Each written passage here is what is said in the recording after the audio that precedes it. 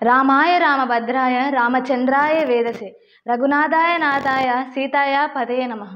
విశ్వజగతిలో అందరి బంధువుగా, ఆరాధ్యునిగా, ఏకపత్ని వ్రతుడిగా, అంతేకాదు ఓంకార రామునిగా, చతుర్భుజ రామునిగా, భద్రాద్రి రామయ్యగా, కోట్లాది భక్తుల రామనామంతో స్మరించి కీర్తించి దక్షిణ అయోధ్య భద్రాద్రి శ్రీ సీతారామచంద్ర స్వామి వారి తిరుకల్యాణ మహోత్సవం శ్రీరామనవమి. శ్రీరామచంద్రుడు సీతా లక్ష్మణ సమేతుడై నడియాడిన దివ్యక్షేత్రంలో జరగనున్న శ్రీరామనవమి వేడుక ప్రపంచవ్యాప్తంగా సుపరిచితమే. అంతేకాదు భద్రాద్రి దివ్యక్షేత్రంలో జరిగే శ్రీరామనవమి ముహూర్తమే విశ్వవ్యాప్తంగా సీతారాముల కళ్యాణ శ్రీరామనవమి ముహూర్తానికి సూచిక అని పెద్దలు అంటారు. అంతటి మహాకృతువును భద్రాద్రి దివ్యక్షేత్రంలో అంగరంగ వైభవంగా నిర్వహించేందుకు సన్నాహాలు చేస్తున్నారు. సీతారాముల కళ్యాణం అంటే తమ ఇంట్లో జరిగే కళ్యాణ వేదికగా భక్తకోటి భావిస్తారు. ప్రపంచ ప్రఖ్యాతిగాంచిన ఏకశిలా మండపాల్లో ఒకటిగా భద్రాచల క్షేత్రంలోని మిథిలా ప్రాంగణంలో గల రామాయణ ఇతిహాసాన్ని కళ్ళకు కట్టినట్టు చూపించే శిల్పకళ ఏకశిలా మండపంపై ఈ మహాకృతువు జరగనుంది. అంతటి శ్రీరామనవమి కళ్యాణోత్సవానికి సంబంధించిన ప్రత్యేక విషయాలతో VS9 మీడియా మే ముందుకు వస్తుంది. భద్రాచల రామాలయంలో శ్రీరామనవమి రోజు జరిగే సీతారాముల కళ్యాణ మహోత్సవానికి ముహూర్తం ఖరారైంది. జగదభిరాముడు శ్రీరామచంద్రుడికి, సీతమ్మ వారికి ఏడాదికొకసారి శ్రీరామనవమి రోజు జరిగే సీతారాముల కళ్యాణ మహోత్సవానికి తేదీని అర్చకులు ఖరారు చేశారు.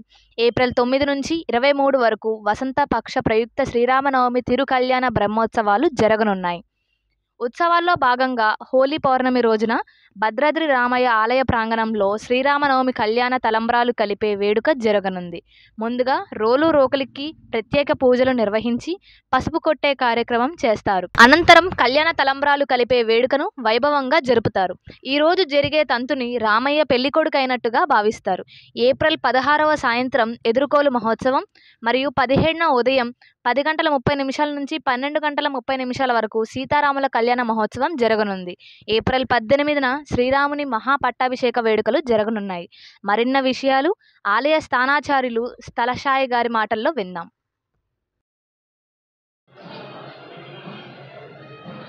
భద్రాచలం శ్రీ సీతారామచంద్ర స్వామివారి దేవస్థానంలో ఏప్రిల్ 9వ తారీఖు నుండి 23వ తారీఖు వరకు వసంతపక్ష ప్రయుక్త నవాహ్నిక శ్రీరామనవమి తిరుకల్యాణ బ్రహ్మోత్సవాలు నిర్వహింపబడుతూ ఉన్నాయి. శ్రీరామనవమి 17వ తారీఖున నిర్వహింపబడుతుంది. అయితే ఈ వసంతపక్ష ఉత్సవాల్లో భాగంగా క్రోధినామ సంవత్సరం 9వ తారీఖున ఉగాది పండుగ నాడు క్రోధినామ సంవత్సరం సందర్భంగా ఆ రోజు అంకురార్పణతోటి ఉత్సవాలు ప్రారంభమవుతాయి. ఆ రోజు ఉదయం ఉగాది పండుగ సందర్భంగా స్వామివారి మూలమూర్తులకు ప్రత్యేకమైనటువంటి అభిషేకం జరుగుతుంది. అలాగే ఉగాది ప్రసాద వినియోగం, ఉగాది పచ్చడి ప్రసాద వినియోగం ఉంటుంది.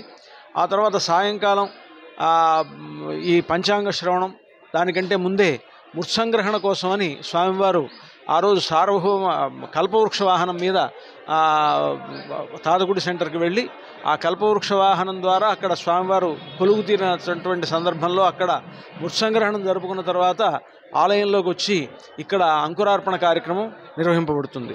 ఆ తర్వాత పంచమి నాడు ధ్వజపట లేఖనం, ఆ రోజు ఉత్సవంలో సార్వభౌమ వాహన సేవ ఆ రోజు ఉంటుంది. తర్వాత మర్నాడు 14వ తారీఖున గరుడ ధ్వజ పట లేఖనం, తర్వాత గరుడ ధ్వజ పటావిష్కరణం అవి జీరమఠంలో కొనసాగించుకొని ఆలయానికి ఊరేగింపుగా తీసుకొచ్చి ఆ రోజు గరుడాధివాసం ఉంటుంది. తర్వాత మర్నాడు 15వ తారీఖున సప్తమి నాడు అగ్నిప్రతిష్ఠ ఉదయం, ఆ రోజు నుంచి ఆహ్నికం ప్రారంభం, నవాహ్నికం ప్రారంభం. ఆ రోజు సప్తమి నాడు ఉదయం అగ్నిప్రతిష్ఠ, అలాగే ధ్వజారోహణ కార్యక్రమాలు. ఆ రోజు హనుమంత వాహన సేవ స్వామివారికి నిర్వహింపబడుతుంది. తర్వాత 16వ తారీఖున అష్టమి, ఆ రోజు ఎదుర్కోలు సేవ, ఆ రోజు గరుడ వాహనం పైన స్వామివారికి ఉత్సవం నిర్వహింపబడుతుంది. ప్రతిరోజు జరిగేటువంటి చతుస్థానార్చన కార్యక్రమాలని కూడా దాంట్లో భాగంగా నిర్వహింపబడుతుంది. 17వ తారీఖు చంద్రప్రభ వాహన సేవ, ఆ రోజు ఉదయం సీతారాముల కళ్యాణ మహోత్సవం, ఆ రోజునే శ్రీరామ పునర్వసు దీక్షా కార్యక్రమం అది నిర్వహింపబడుతుంది. తర్వాత 18వ తారీఖున దశమి, ఆ దశమి నాడు మహాపట్టాభిషేకోత్సవం స్వామివారికి నిర్వహింపబడుతుంది. ఆ రోజు రథోత్సవం స్వామివారికి జరుగుతుంది. ఆ తర్వాత ఏకాదశి నాడు సదస్యం, ఆ రోజు హంసవాహనం మీద స్వామివారు కొలువు తీరుతారు. 19వ తారీఖున 20వ తారీఖున 20వ తారీఖున స్వామివారికి చతుస్థానార్చన, ఆ రోజు డోలోత్సవం ఉంటుంది. 21వ తారీఖు త్రయోదశి, ఆనాడు ఊంజల సేవ, సింహవాహనం మీద స్వామివారు ఊరేగుతారు. తర్వాత 22వ తారీఖున వసంతోత్సవం, ఆ రోజు గజవాహన సేవ నిర్వహింపబడుతుంది. అలాగే ఆ రోజునే ఉదయం సూర్యప్రభ వాహనం ఉంటుంది, సాయంత్రం గజవాహనం అనమాట. రెండు వాహనాలు ఆ రోజు నిర్వహింపబడితే ఉదయం పూట సూర్యప్రభ వాహనం, వసంతోత్సవంతో పాటుగా సూర్యప్రభ వాహన సేవ, దాంతోపాటుగా సాయంకాలం గజవాహన సేవ నిర్వహింపబడుతుంది.